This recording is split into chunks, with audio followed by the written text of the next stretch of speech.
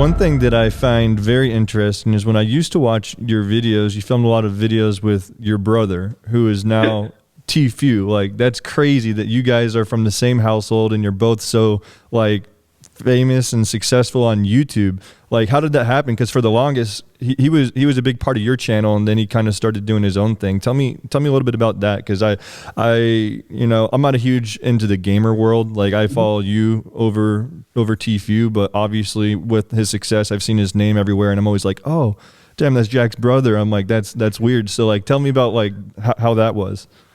So it was really cool because it was really organic. Turner would film with us all the time. He was next to me on pretty much everything that we did. Any place that we would travel, any 24-hour challenge, he was always a huge part of everything. And he just always gamed on the side. It was always something that he really enjoyed. And it's crazy that like it seems like he blew up so fast, because he absolutely did. I think he was one of the fastest channels to reach 10 million subscribers in history, in my opinion. I think he went from under 100K to over 10 million in less than 2 years. And wow, that's like, that doesn't happen, That's like, no, not at all. I think it's like Ninja's done that, Turner's done that. I don't even know who else has done that, but he's been grinding forever on video games, and he's been a part of many teams, and he's broke many world records in a whole bunch of other different games. So he was always like somebody, oh, there goes my light, somebody to look out for in the gaming community, because his skills were just so good. And he wasn't really a personality on the internet. He was mainly just known for being really good at whatever game that he played. He was like breaking world records in Destiny and doing all sorts of crazy speed runs. And he started taking YouTube a little bit more serious, and streaming started picking up in the gaming world. So he got a streaming setup, and he started basically filming his reaction to himself breaking world records in the games that he played. And it seems like just like at the perfect time, he started like really learning the ins and outs of setting up a stream on Twitch. And we would make videos, like Fortnite started blowing up, and we would make videos, and we did like Fortnite in real life. And the same week that we filmed that video, right when Fortnite started becoming popular, Turner got the solo kill record on Fortnite as well. Wow. And we uploaded that video with footage of him breaking the kill record. Like, hey, you guys know my brother, blah, blah, blah. He's actually killing it right now. If you enjoy this type of content, definitely check out his channel, because he's going to start blowing up. And then like 1 week after that, Turner runs into Ninja and kills Ninja. And Ninja knew exactly who Turner was, because they had played in H1Z1 together.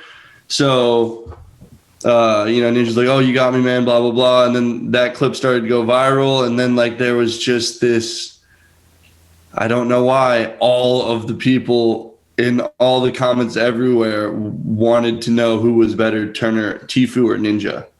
And that was kind of it. It was like the rivalry of all times for video games. Fortnite is the most popular game that mankind has ever created. And with all these eyes, like, and all these people playing this game, they all just started looking at Turner, and Turner started winning so many tournaments. He won like, I don't even know how many Fortnite Fridays. I don't even know how many world records he broke, but he made it very clear that at least for the time period, he was the best that there was on Fortnite. And at least in terms of statistics, in terms of records, he might have not been the best mechanical player on the planet, but his in-game IQ is what separated him. And he would always make decisions that would end up winning him some of the biggest tournaments. And I don't know, like him and Cloakzy won $500,000 at the Twitch event. I don't know, they just never stopped winning. And then he just exploded. It was insane. We all just kind of sat back and cheered for him and celebrated. And every time he won an event, we would show up to his window and spray champagne on him. And it was really fun. It was crazy, and it did all happen so fast. We knew that it was inevitable because we had seen how many records he had broken on pretty much every single game that he played. But it was, I don't know. It's like everything fell into place, and then like he gets hacked, and then like his channel gets deleted by hackers, and then like all this stuff starts going down with FaZe Clan, and like that kid has been through so much shit to get to where he is. I was only talking about the positive side of everything, but that was such a journey for him to come out the other end, like where he is now, you know, like happy and successful and still making content. How did he get so good at video games? Was he up like all night playing games, or is it just like a natural thing? Well, our parents didn't. We've never been to school a day in our lives. Myself, my brother, 2 brothers, and my sister. None of us ever went to school.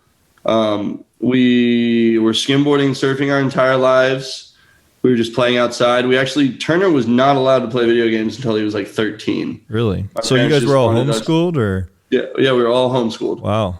And I don't know, they just forced us to play outside. They taught us what they thought was important. They thought there was a lot of stuff in the school system that was necessary for us to grow and us to learn. And when it came down to it, they kind of just, as long as we weren't getting in trouble, as long as we weren't doing drugs, they let us do whatever we wanted. They let us hang stuff on our walls. They let me, buy cameras. They let me just do whatever we wanted. And it gave him a lot of free time to train his skills playing games. There was a time where he was inside playing games so much that we'd have to go, like me and my friends would like rip him off the computer and make him come like jump off the roof into the pool with us or do something crazy.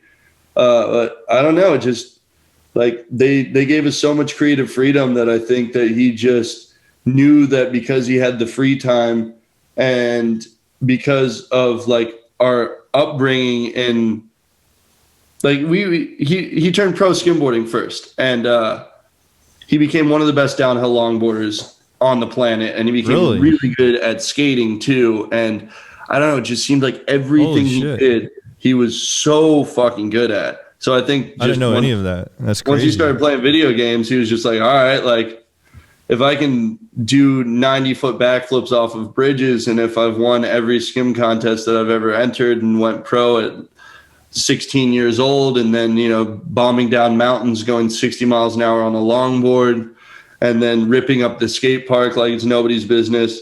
He's just one of those people that is above average at everything that he does. And for some reason, his reflexes and his ability to pre-plan just the most complicated patterns of steps and movements on these games, like I don't know, was just better than he was just sharper than everybody else in that department. I'm his brother, and I do not get that shit at all. That's like, fucking crazy. I can play video games, but his ability to pre-plan 700 steps and then a different variation of 700 steps when something doesn't, work out the way that he initially planned to, like that shit is completely beyond me. But he's the best at it, and I don't know, man. That's sick. That's why he is who he is because he's just that good. I didn't know a lot of that. That's super cool.